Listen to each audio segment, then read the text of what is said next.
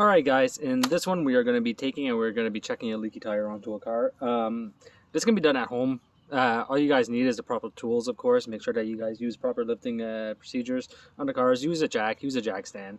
After that, what you're going to need is the size of your wheel lug. So like this one is going to be a 21. Okay. After that, what you're going to need is a pry bar or a force bar or a breaker bar, whatever you want to call it. And from there, the first step that you're going to do is make sure that your back wheels are locked up. Now, this can be done with either a wheel chock, putting on your handbrake if your handbrake still works, and if it doesn't, well, just take a brick, go to the back of the car. It's a sunny day outside. Take the brick, stick it behind the wheel. That way it locks the vehicle in spot. Makes it a little bit safer. Now, after that, you're going to take your 21 or your 19, 17, whatever size of lug nut you have onto your vehicle. And you're just going to loosen them. You're not going to take them off. You're just going to make sure that you break them loose while the vehicle is still on the ground. And look at that. That one's loose.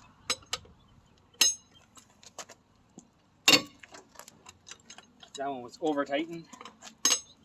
And that probably means that one's over tightened. So I had one of them that wasn't even tight onto the vehicle. So, and this is my mother-in-law's car, and she lives about an hour and a half away, so I don't really get the chance to work on her car for her, so that's in her garage's fault right there. After that, let's bring you guys back. Try to get you guys a picture of the jack and everything. There we go. Alright. After that, you're going to find your lifting point onto your vehicle. Typically, it's going to be onto your rocker panel or your double pinch weld. I'll show you guys that in a minute. You guys are going to jack up your car. Like I said,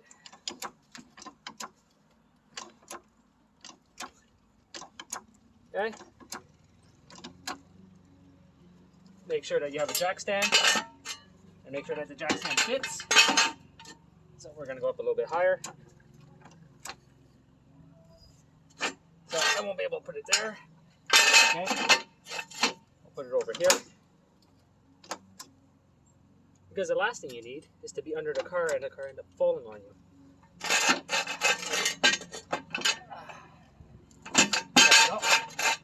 So we'll leave that like that. Now what you're going to do after this part is that you're going to slowly lower the jack onto the jack stand. And just for extra safety precaution, you are going to leave the jack there, because you never know if the jack stand is actually going to let go or break. So a little bit of safety. After that, you can take and you can remove your plug. Now, of course, not everybody has power tools. If you don't, use your hands. You're going to have to check that out. All right. Her tire does not look the greatest either. I don't know if you guys can see that, but not nice at all. So from here, what we're going to do is that we're just going to take some water and we're going to spray water onto it. And we're going to see if we can locate where that leak is coming from. So that's going to be what we're going to do right now. I'm just going to go get some water and we're going to check that out. Alright, bottle's empty. Let's take and fill that up and I'll be right back. Oh, and after that we have this little lawnmower that has to get repaired too. Somebody dropped it off for me to check. There's no fuel getting into it, so we're going to see if we can't get this guy started. Alright, we are back. So, the first thing you want to do whenever you're taking and checking your tire is make sure that you have the proper amount of air into it. This one has the proper amount, so I'm okay with that. Next, the first thing that you're going to want to check after that is you're going to want to take your spray bottle. And I normally don't use a spray just because I find it foams up or makes bubbles even before it needs to. So I typically just take a mixture. This one is a nice little apple scent palm olive. And we're just going to take and we're going to pour it onto the valve area. And right away, I found my issue. So I don't know if you guys see all the bubbles that showed up there. Right in this area. And you guys can still see them foaming.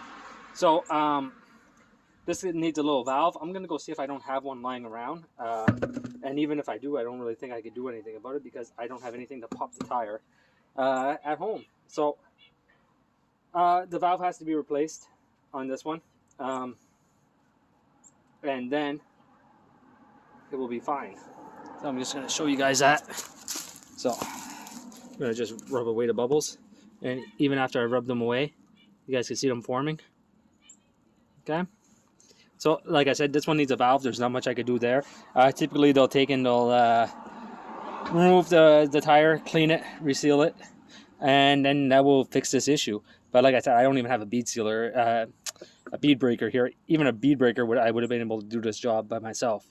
So, because I would have just broke this side over here, popped the tire down, changed the valve, and I wouldn't have really touched the tire on the balancing. It would have stayed in the same spot. So, yeah. So that was a quick video on that. Hope you guys enjoyed it, and I'll see you guys next time.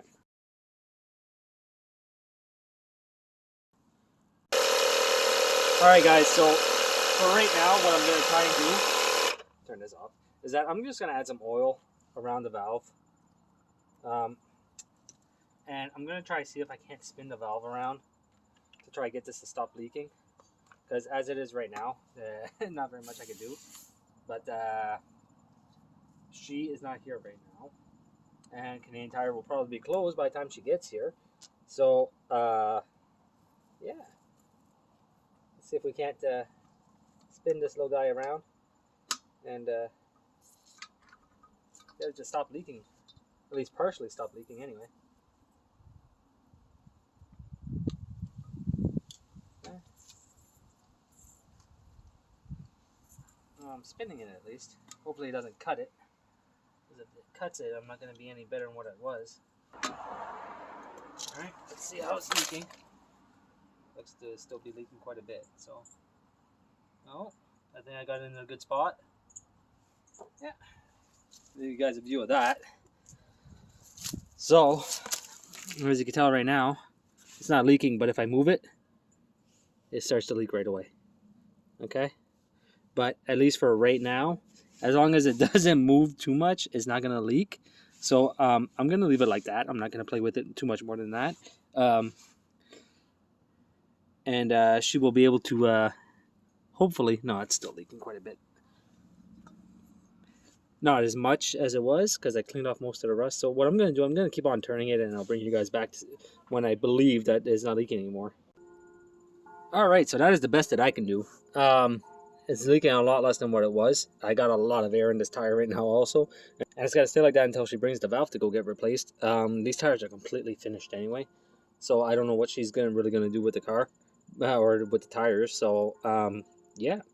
So that was how to find a leak onto your car. Now, let's just say if the leak was anywhere else except for the valve. So let's just say if you checked the valve was okay. What you would do then is that you would take the soap and you would go around the tire with like so. Can you guys even see that? Yes, you guys seen that. So you would go around the tire like so, and you would see if it is leaking anywhere around the rim. Now, if it's not leaking around the rim on this side, you flip it over. You would check do the exact same thing on that side. And if it's not leaking there, you would take and check your tire threads, and with that you would use a spray. So with that you would take your soap and water, and you would lift up your tire and you would spray around the tire and look to see if there's any bubbles that would form anywhere onto the tire. Now, if there's no bubbles there, you might have an extremely slow leak. So what I would suggest that you do is that you take and you would well, I'll put the tire back down. Take and fill the area between the tire and the rim up, so onto your sidewall and the rim. Fill that area up with water, leave it sit. Okay, leave it sit 15 minutes. It might be an extremely slow leak. If after 15 minutes there's still no leak present, your leak might only be present when the tire is onto the car. So when there's an excessive amount of force onto the tire, that's when it might actually start leaking. So the next step would be put the tire back on the car, put the car down onto the ground, put some pressure onto it, spray around, and see if you can find a leak then. If you don't have the leak then, the best case scenario in that area would be take the tire off, clean it, put bead sealer around on the top part of the rim, the bottom part of the rim, and change your valve. Now, if you don't have the equipment at home, you're gonna have to bring it somewhere and ask them to do it. But if you have all the equipment, that's how you would take and fix a flat on your tire. So you would take and you would replace your valve, clean around the rim, and then you would have to wait and see, because it might still be leaking afterwards. But if it's not visible, it's not visible. There's not very much that you can do at that point. So yeah, with all that, that is how you would take and check your tire if you would wake up and you would have a flat. Now, like I said, not everybody can do this. That's as you can tell, you need a jack, you need a jack stand, you need sockets, a breaker bar, and you need at least some type of a compressing system, some type of compressor to put air back into your tire. So I hope you guys enjoyed this video, and I will see you guys next time.